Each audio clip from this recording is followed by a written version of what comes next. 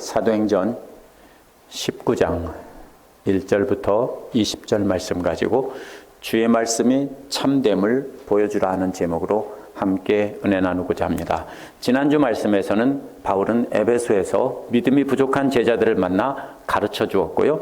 회당에서 하나님을 믿는다고 하는 유대인들과 또 이방인들에게 예수가 메시아라고 전했습니다. 두란노 서원에서는 믿지 않는 사람들에게도 2년 동안 예수를 전했습니다. 그 결과 19장 10절에서는 소아시아에 사는 사람들이 다 주의 말씀을 듣게 되었다라고 했습니다. 이제 말씀이 에베소를 중심으로 근처 아시아에 다 퍼졌다는 것입니다. 오늘 말씀 마지막 절인 19장 20절도 주의 말씀이 힘이 있어 흥왕하여 세력을 얻었다는 말로 끝이 납니다. 즉 주의 말씀이 퍼졌고 또 20절은 성장했고 또 튼튼하게 되었다 이렇게 되어 있습니다. 그 중간에 나온 것이 바울을 통해 나타난 기적과 또 바울을 흉내내다가 망신당하는 내용이 나옵니다. 이는 주의 말씀이 전파되도록 하기 위해서 하나님께서 보여주신 것입니다.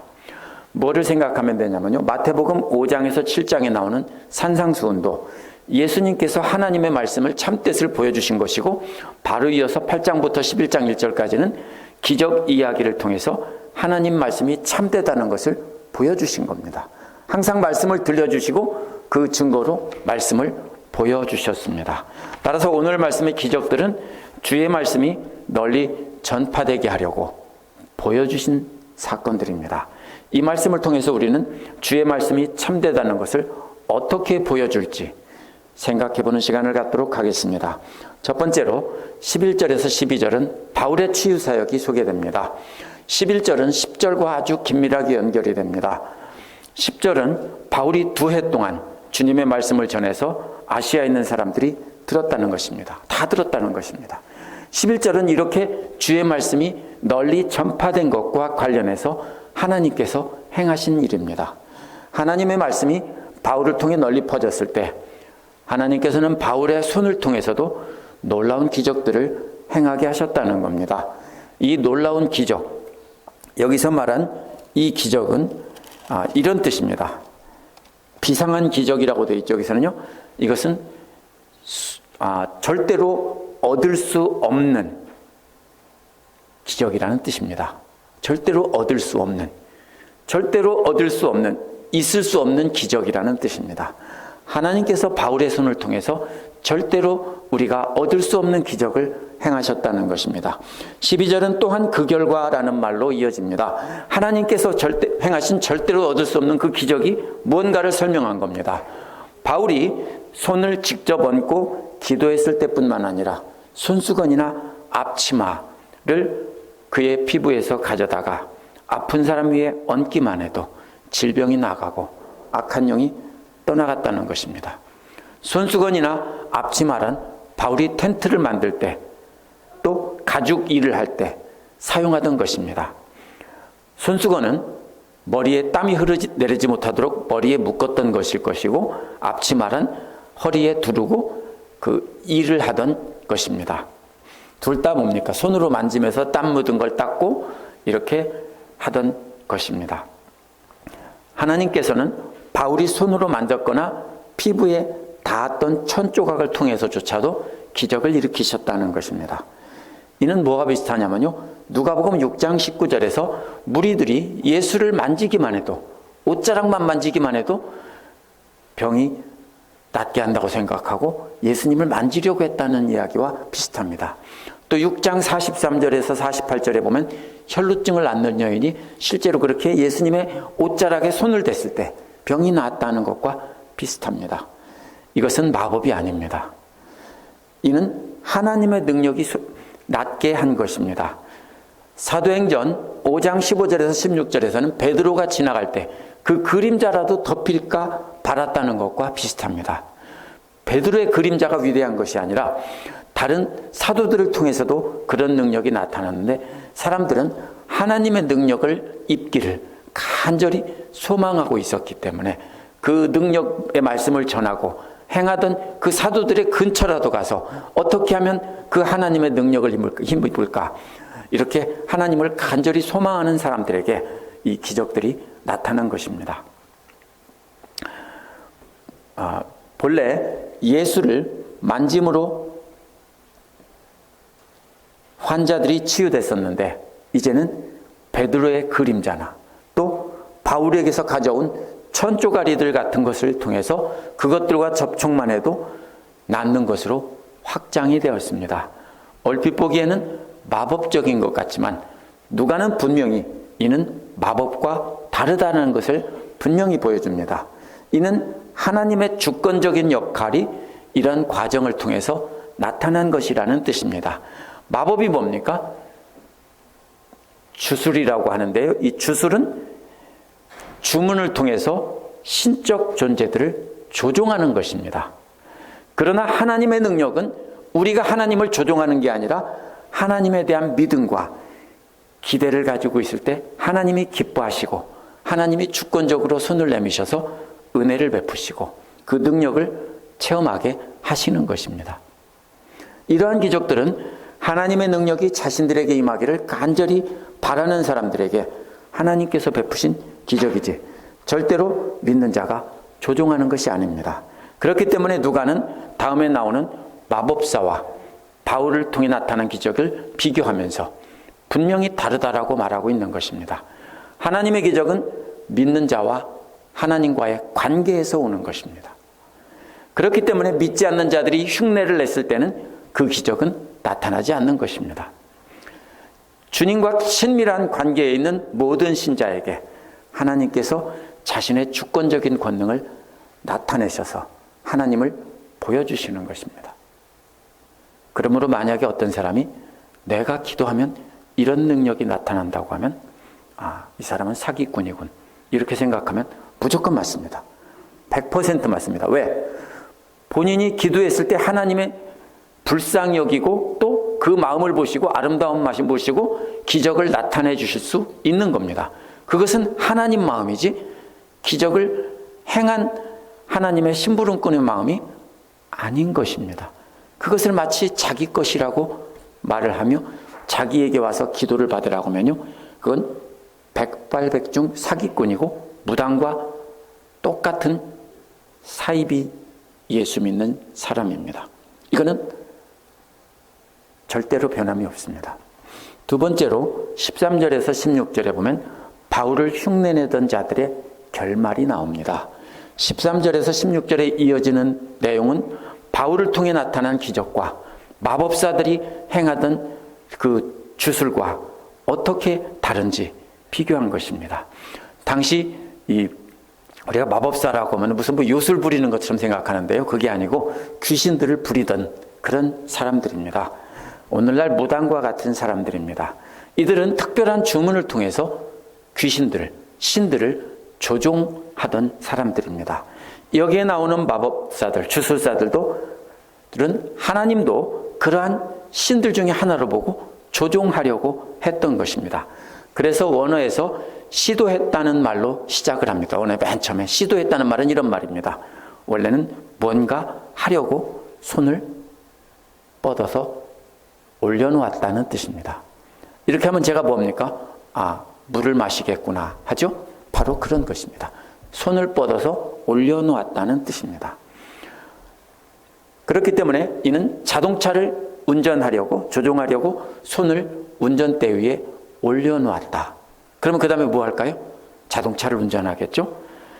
이들은 손을 뻗어서 실제로 손을 뻗는 건 아닙니다. 하나님을 조종하려고 이렇게 시도를 하기 시작했다, 이런 뜻입니다. 이들은 귀신 쫓아내는 일을 하는 사람으로서 그렇게 행세하면서 떠돌아다니던 유대인들입니다. 그런데 예수의 이름으로 놀라운 기적이 일어나자 저 주문을 외우면 참 좋겠다라고 생각한 것입니다. 그래서 그 이름을 사용해서 자신들도 그 신을 한번 조종해 보려고 이렇게 생각한 것입니다. 그래서 귀신 들린 사람들에게 주 예수의 이름으로 귀신을 내쫓으려고 한 것입니다. 이들은 말하기를 내가 바울이 전하는 예수의 이름으로 너희에게 명하노라 라고 말을 했습니다. 이 말은 오직 누구에게만 효과가 있냐면 진짜로 예수를 주로 믿고 의지하는 사람들에게만 효과가 있단 말입니다. 그것도 하나님께서 그 귀한 마음을 보시고 자비를 베푸실 때 나타나는 현상이었습니다. 그런데 이 말을 이들은 예수의 이름에 어떤 마법적인 힘이 있는 줄 알고 그렇게 흉내를 낸 것입니다. 14절은 유대인의 한 제사장 스게와의 7 아들들도 이 일을 행했다라고 했습니다. 제사장이라는 말은 사실은 원어에서는 대제사장이라는 말입니다. 제사장이라는 말과 대제사장은 다른 말입니다. 그런데 조세푸스의 기록에는 그런 이름을 가진 대제사장이 없기 때문에 한글 개역이나 세번역에서는 그냥 제사장이라고 바꿔놓은 것입니다. 그런데 원어는 분명히 대제사장입니다. 그럼 대제사장은 어떤 사람입니까? 한 사람밖에 없습니다. 이스라엘에. 예수님 당시는 2 사람이 있었지만 하나는 은퇴한 제사장을 대제사장이라고 부른 것뿐입니다. 그러면 이게 무슨 뜻이냐면요. 어떤 사람들은 그렇기 때문에 대제사장 가문의 사람들이 그렇게 대제사장 가문이라는 뜻으로 대제사장이라고 했다라고 말하기도 합니다. 또 어떤 이는 자칭 대제사장이라고 선전한 것이라고 말하기도 합니다. 또 어떤 사람은 이것이 선전을 위한 플래카드 같은 것이라고 말합니다. 오늘날 이런 것과 같습니다. 가짜 박사 아니면 가짜로 어떤 의사 이런 이름을 파고들고 다니면서 명함을 파갖고 다니면서 사기치는 사기꾼들과도 같은 것이라는 뜻입니다. 그래서 가짜로 그렇게 이름을 파서 이렇게 자랑하는 사람들이 대제사장 하면 뭔가 그럴듯한 것 같죠. 그래서 가짜 이름을 파서 이렇게 다니는 것일 수 있습니다. 스게와 7 아들들은 실제로 대제사장 가문의 사람들인지도 모릅니다. 이들은 뭔 옷을 입었을까요? 대제사장 흉내를 냈으니까 대제사장 같은 옷을 입고 다니면서 귀신을 쫓아내 줬을 겁니다. 그런데 더 높은 명성을 얻으려고 바울이 전한 예수의 이름으로 귀신을 쫓으려고 한 것입니다. 여기에 나와 있지는 않지만 이들은 한 집에 부탁을 받고 한 집에 들어갔을 것입니다. 그래서 귀신을 쫓으려고 귀신들에게 예수의 이름으로 명하노니 물러가라고 했을 것입니다. 여기서 그 말은 생략되어 있습니다. 그러자 15절에서 악한 영이 이들에게 대답했습니다. 악한 영이 말하기를 내가 예수도 알고 바울도 알지만 너희들은 누구냐? 라고 했습니다. 이 말은 조금씩 다른 말입니다. 예수를 안다는 말은 읽거나 들어서 완전히 이해하고 알고 있다라는 뜻입니다. 그러니까 예수는 우리가 완전히 알고 있다 이 말입니다. 근데 바울은 자주 들어서 익숙하다는 말입니다. 바울도 잘 안다는 것입니다. 예수님을 아는 것만큼은 모르지만 그래도 잘 안다는 것입니다. 그러나 너희들은 누군지 모르겠다. 어떻게 됩니까? 완전히 이해하고 안다. 그 다음에 들어서 익숙하게 안다. 그 다음에 너희들은 당체 모르겠다. 이렇게 3단계로 점점 약화되는 모습입니다. 그러면서 악한 영에게 사로잡힌 사람이 했던 동작은 16절에 보면 먼저 그들에게 뛰어올라라고 말했습니다. 스게와의 아들들 위에 올라가서 짓 밟으면서 펄펄 날아다니는 그림입니다. 볼만하겠죠? 7사람 위로 이 귀신 들린 사람이 막 뛰어다니면서 펄펄 뛰는 것이 바로 그들에게 뛰어올랐다는 것입니다. 짓 밟는 모습입니다. 하나가 아니고 7명을 다니면서 그냥 모조리 밟아놓는 모습입니다. 그렇게 해서 그 다음에 눌러라는 말은요, 7을 모두 굴복시켜서 꼼짝 못하게 하고 주인처럼 호령한다는 뜻입니다. 마치 이런 말입니다. 무술의 고수가 깡패 7명을 실컷 두들겨 패고서 꾸러! 하고 말하니까 모두 무릎 꿇고 앉은 것과 똑같은 모습입니다. 이렇게 해서 이 악한 영 하나가 7 아들들을 묵사발을 만들어 놓고 이겼다라는 뜻입니다. 악한 영에 사로잡힌 사람이 7을 얼마나 두들겨 팼는지 옷이 다 벗겨졌을 겁니다. 원어에서는 벌거벗겨졌다는 말이 먼저 나옵니다. 우리는 바꿔서 번역했지만요. 상하고 벌거벗은 게 아니라 벌거벗겨진 뒤에 얻어 터진 것입니다. 그러면 무슨 뜻입니까? 오늘날 옷 잡아당기면 벗겨집니까? 잘 그렇지 않습니다. 근데 오늘날 우리의 옷과 유대인들의 옷은 다릅니다. 유대인들은 커다란 천으로 만든 옷을 입고 다녔기 때문에 오늘날 우리 옷처럼 그렇게 벗기기 어려운 것이 아닙니다. 마가복음 15장 51절에서도 한 청년이 예수를 따라가다가 그 사람들에게 붙잡혔는데 뭘 잡혔겠습니까? 손을 잡힌 게 아니라 옷을 잡혔습니다. 그러니까 벗은 몸으로 도망했다고 했습니다. 혹시 그럴 수 있어요? 누가 옷을 딱 잡았는데, 치마를 잡았는데 껍데기 홀딱 벗고 알맹이만 빠져나갈 수 있어요? 못하죠. 그런데 유대인들은 그게 가능했어요. 그래서 지금 여기서 벗겨졌다는 말은 악한 영과 몸싸움을 하다가 어떻게 됩니까? 얻어맞고 잡아당기고 하면서 옷이 다 벗겨진 것입니다. 보통 신분이 높은 사람을 잡아 신문할 때는 신분을 나타내는 옷을 벗기는 것이 보통입니다. 적장을 사로잡았으면 계급장을 떼거나 왕을 사로잡았으면 왕의 옷을 벗기거나 이렇게 하는 것이 그들을 먼저 길을 죽여놓는 것입니다. 이렇게 악한 영은 이들이 신분을 나타내는 옷을 벌거벗긴 뒤에 죽도록 두들겨 팼을 수도 있습니다. 그래서 온몸에 상처를 입고 이들은 벌거벗은 채로 도망한 것입니다. 유대인들은 옷차림에 있어서 아주 극단적으로 보수적입니다. 여자건 남자건 절대로 피부를 노출하는 법이 없습니다. 이들은 그렇게 점잖게 입으려고 했던 사람들입니다.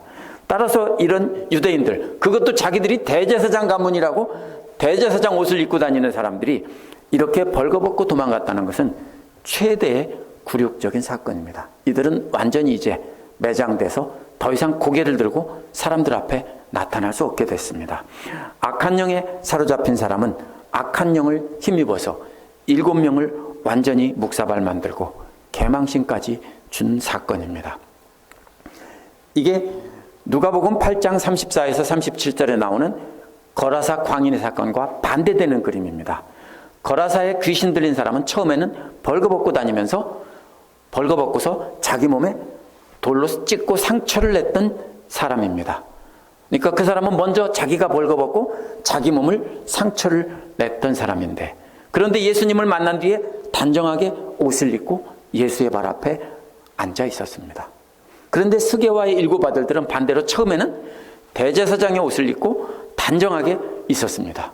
그런데 악한 귀신 들린 사람을 만나자 벌거벗겨지고 온몸에 상처투성이가 돼서 뒤지게 맞고 달아난 것입니다. 이처럼 무엇을 비교할 수 있습니까? 예수님을 만나면 상처가 치유되고 단정한 차림으로 우리가 변화되는 것이지만, 반대로 악한 영을 만나면 이렇게 벌거벗겨지고 죽도록 맞고 패가망신하는 것처럼 됩니다. 한번 생각해 보면 우리도 과거에 악한 영에 사로잡혀 살 때는 그렇게 부끄럽고 불쌍한 모습으로 살았습니다. 그러나 지금 예수를 만난 뒤에 우리는 단정하게 예수 그리스도를 옷 입고 새 사람으로 살고 있습니다. 그러므로 이와 같은 모습은 이렇게 서로 반대되는 그림으로 나타납니다. 그래서 이것은 예수의 영을 입고 성령을 입고 옷 입고 이렇게 단정하게 살아가야 된다는 것을 반대로 나타나는 겁니다. 거짓으로 이렇게 위험을 차리고 입는 것은 아무 소용이 없는 것입니다. 사실 악한 영보다 예수의 영인 성령님이 훨씬 강한 것입니다. 누가복음 11장 21, 22절에서 강한 자가 그 집을 지키면 그 소유가 안전하지만 더 강한 자가 와서 굴복시킬 때는 그가 믿던 무장을 빼앗고 그 재물을 나눈다라고 했습니다. 이게 무슨 말입니까? 그 예수님이 더 강한 영이다, 이것을 말하는 것입니다. 예수님한테 귀신 들렸다, 이렇게 마귀의 귀신의 왕의 힘이 불어서 능력을 행한다니까 예수님이 비유로 말씀하신 겁니다. 스게와의 일곱 아들이 진짜로 성령님과 함께 그 집에 들어갔더라면 예수님 앞에 굴복했던 거라사 광인처럼 그 사람이 무릎을 꿇고 앉아 조용히 앉아 있었을 겁니다. 그러나 이들은 성령님 없이 예수의 이름만 가지고 들어갔기 때문에 그 집을 지키고 있던 악한 영에게 개망신을 당한 것입니다. 이들은 바울이 전하는 하나님을 주문으로 귀신 조종하듯 조종하려고 한 것이 문제입니다. 그러나 바울과 연관이 돼 일어난 기적들은 주문으로 하나님을 조종한 것이 절대로 아닙니다. 바울을 통해 하나님 말씀을 듣고 하나님을 믿어서 하나님의 자녀가 된 사람들에게 하나님께서 자비를 베푸셔서 선물을 주신 것입니다. 그래서 하나님의 능력이 나타나고 병이 낫고 여러 가지 기적들이 일어난 것입니다. 그래서 바울의 몸에 지닌 천조각 등을 통해서 능력이 나타난 것은 바로 그 능력이 어디서 왔는지를 보여주려고, 알려주려고 한 것입니다. 만약에 그것이 아니면은 그 능력이 어떤 귀신에서 왔는지 알 수가 없죠. 그래서 바로 하나님에게서 온 것이다라는 것을 알려주기 위해서 나타낸 것입니다. 귀신들은 주문으로 조종할 수 있었겠지만 하나님은 주문으로 조종해서 자신들이 필요한 때 이익을 얻을 수 없다는 것입니다. 우리가 분명히 알아야 됩니다. 하나님의 능력을 우리가 원하는 때 커피 자판기에서 커피 뽑듯 ATM 머신에서 돈 뽑아내듯 그렇게 뽑아낼 수 없는 것입니다. 그것은 절대적으로 하나님의 주권이고 하나님께 속한 것입니다. 17절에서 20절에는 기적의 결과가 나옵니다. 스게와의 7 아들들이 예수의 이름을 잘못 사용했음에도 불구하고 하나님께서는 이 일을 복음 전파의 도구로 사용하셨습니다. 17절에 보면 에베소에 사는 모든 유대인들과 헬라인들에게 이 일이 알려졌다라고 했습니다. 성령의 역사가 아니라면 이 일은 어떤 일이 됐을까요? 그냥 가십거리가 됐을 겁니다. 스게와의 7 아들들이 망신당하고 벌거벗겨진 채 뒤지게 맞고 도망갔대 하고 낄낄거리고 웃었을 겁니다. 그런데 성령님께서 역사하셨기 때문에 이 이야기는 웃기는 이야기가 아니라 모두가 두려워하게 된 것입니다. 그래서 원어는 이렇게 되어 있습니다. 두려움이 사람들 위에 덮치게 되었다. 이렇게 되어 있습니다. 그래야 실감이 납니다. 두려워한다는 게 아니라 두려움이 모든 사람들 위에 덮치게 되었다라는 말입니다. 우리는 뭐라고 합니까? 이것을 두려움이 엄습했다. 이렇게 말하죠. 그렇게 번역해야 맞는 말입니다. 그리고 예수의 이름을 높였다라고 했습니다. 왜? 두렵죠. 나도 그런 일을 당할 것이니까 두렵죠. 그래서 내가 형식적으로 예수 믿는 척한 것이 드러날까 봐 두려워서 회개하고 진짜로 믿었다는 겁니다. 원어는 그래서 예수의 이름을 높였다라고 했는데 예수의 이름이 계속해서 커져가고 있었다. 위대해져 가고 있었다. 이런 말입니다. 이 놀라운 소문이 퍼져나갈수록 예수의 이름은 점점 더 커져만 갔다라는 뜻입니다. 마법으로 기적을 일으키던 마법사들은 주술로 신들을 조종하는 것이었습니다. 제가 계속 반복해서 얘기합니다. 이것이 뭐가 똑같습니까? 오늘날 한국의 무당들도 역시 똑같습니다. 자신들의 부적과 주술로 귀신들을 조종하고 귀신들을 막을 수 있다라고 주장을 합니다. 그렇죠? 이걸 지니고 있으면 귀신이 오지 못한다. 그렇죠? 드라큘라 얘기도 역시 서양 사람들도 비슷해요. 십자가를 갖고 있으면 또 마늘을 갖고 있으면 드라큘라가 오지 못한다. 뭐 이렇게 말하죠. 이런 것처럼 뭔가 어떤 물질로 신들을 조종할 수 있다라고 생각하는 것이 바로 이 무속신앙과 같은 이런 주술들입니다. 오늘날 무당들도 그렇게 해서 돈을 받습니다. 용한 무당이 뭡니까? 이러한 사람들의 두려운 마음을 이용해서 부적 한 장 써주고 큰 돈을 받는 것입니다. 하지만 바울을 통해 일어난 기적은 하나님의 주권적인 역사입니다. 이러한 하나님의 주권적인 역사인 하나님의 기적은 언제 오는 거냐면 먼저 하나님의 말씀이 널리 퍼지고 퍼져나갈 때 그 말씀을 증거해 주기 위해서 뒤따라오는 것입니다. 우리도 마찬가지입니다. 우리는 하나님의 기적을 조종할 수 없습니다. 저는 겁도 없이 기도합니다. 어떤 분들은 그렇게 말합니다. 혹시 기도해서 안 나오면 어떻게 하려고 손을 얹고 기도하냐고요.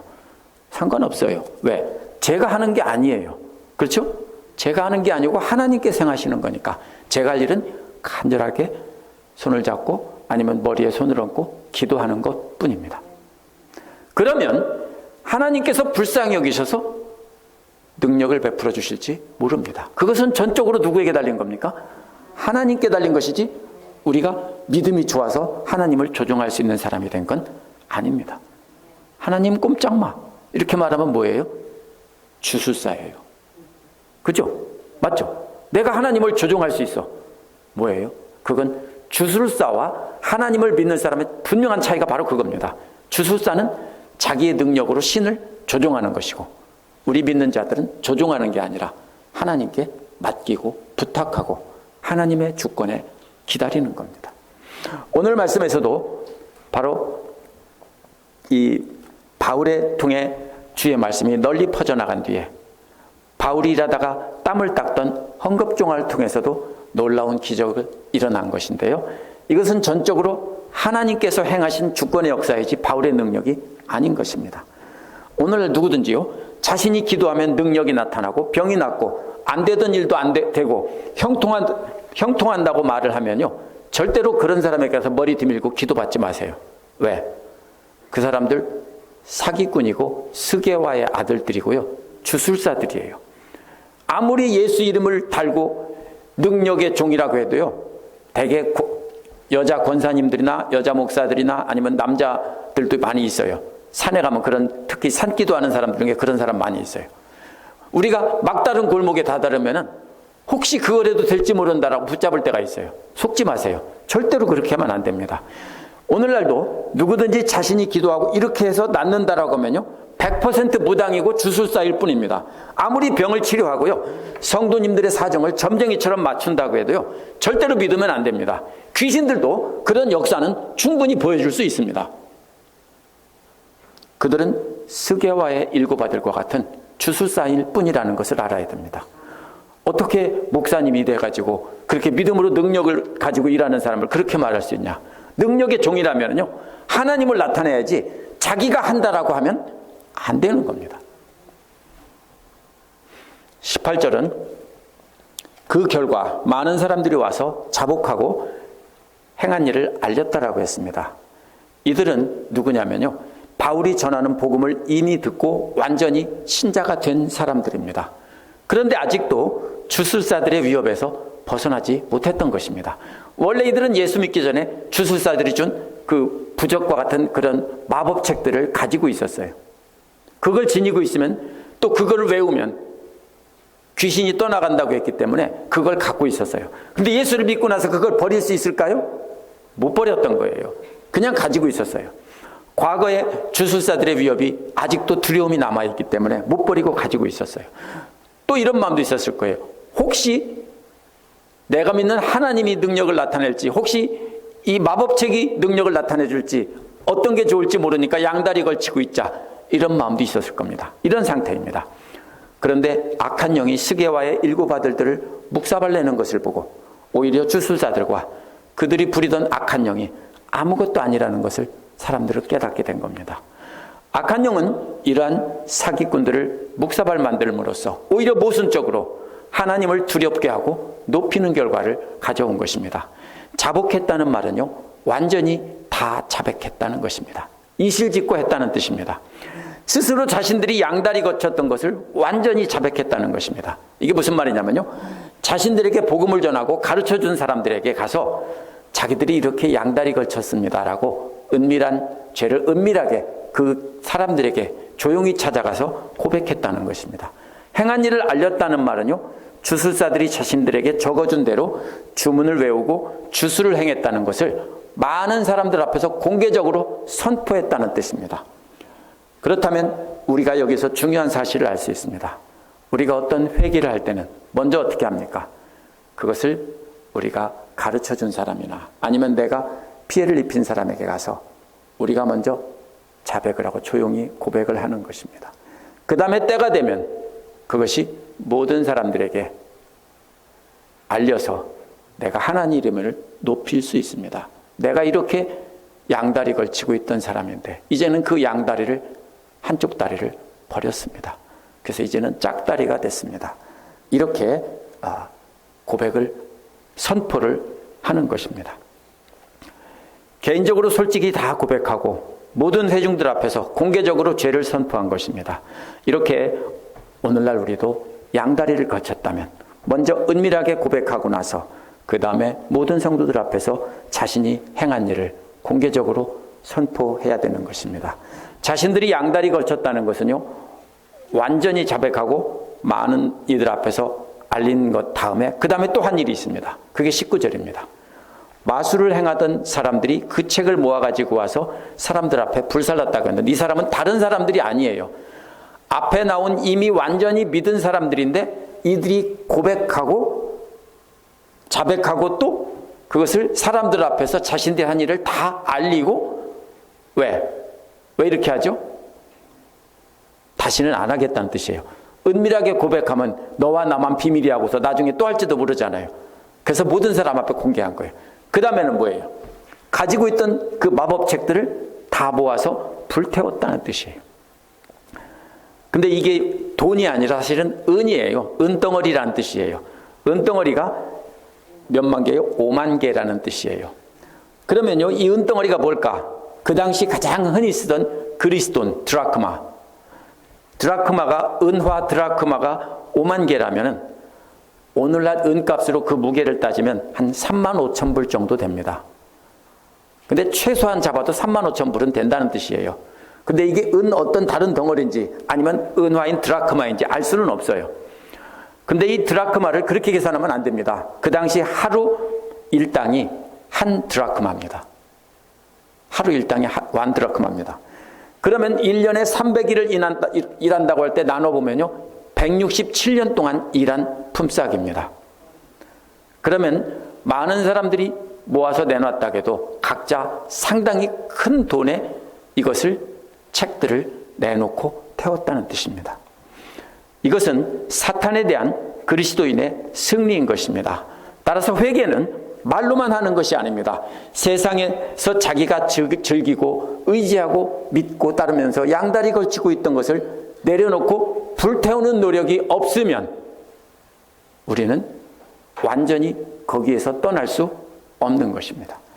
원어에서 20절은 주의 능력을 따라 말씀이 자라고 강해졌다는 뜻입니다. 이걸 개역세 번역 다 의역했는데요, 이 그림이 사라졌습니다.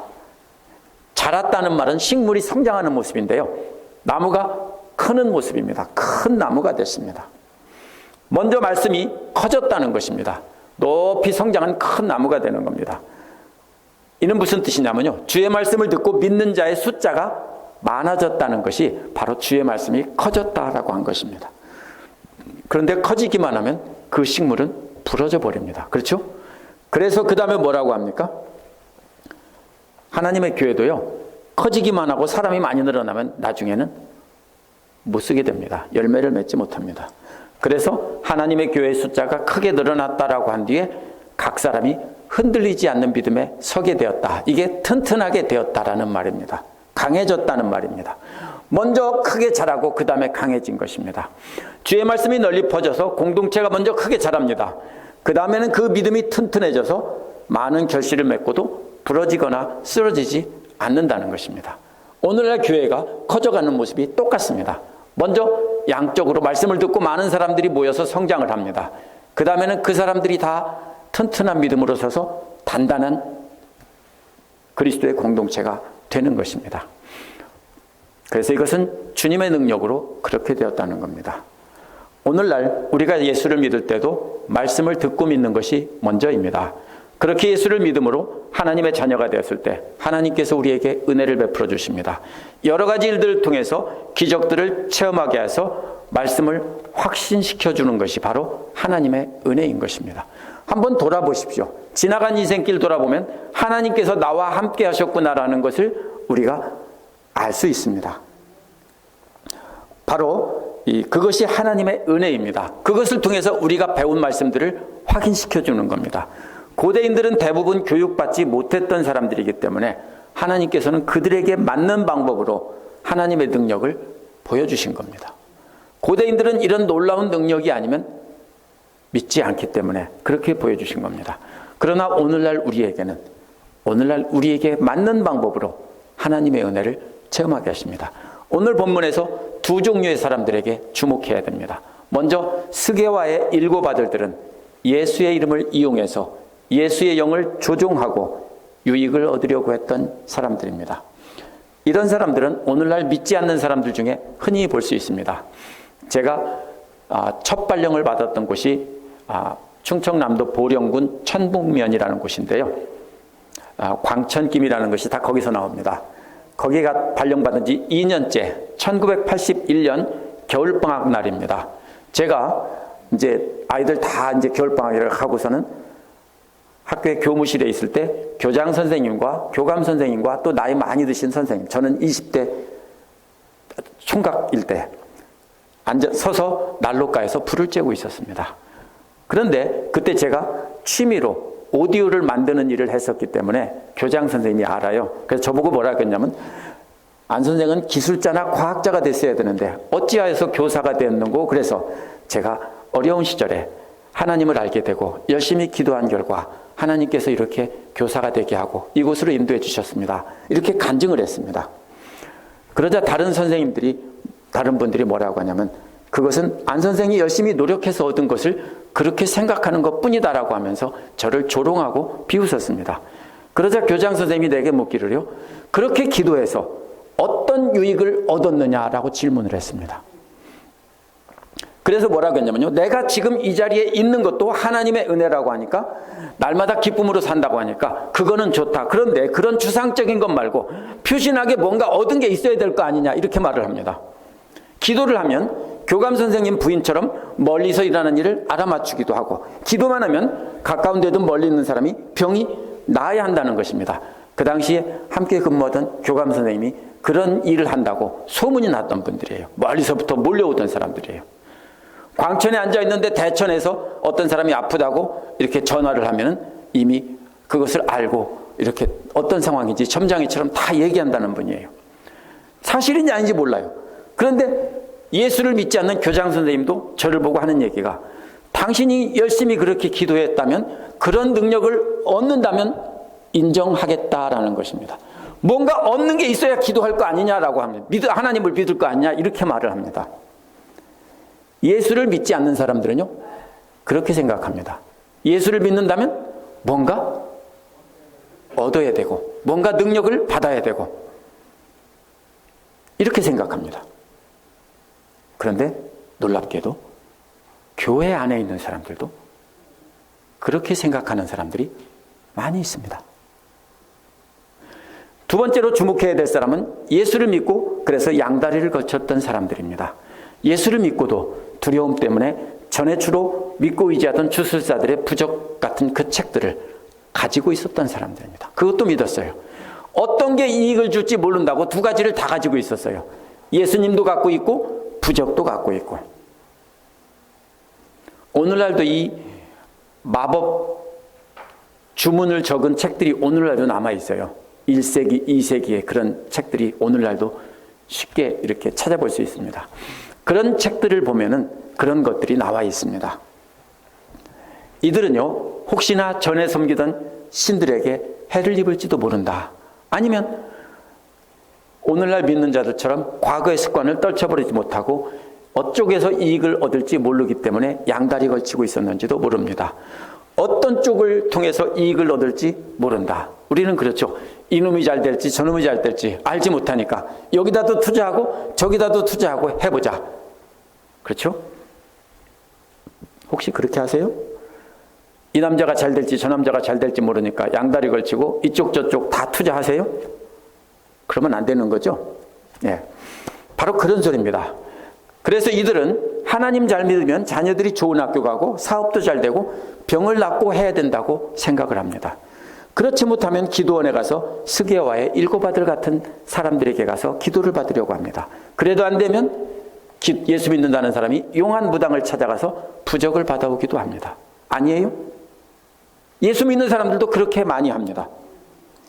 예수든 무당이 써준 부적이든 뭐가 자기들에게 이익이 될지 모른다, 이런 사람들입니다.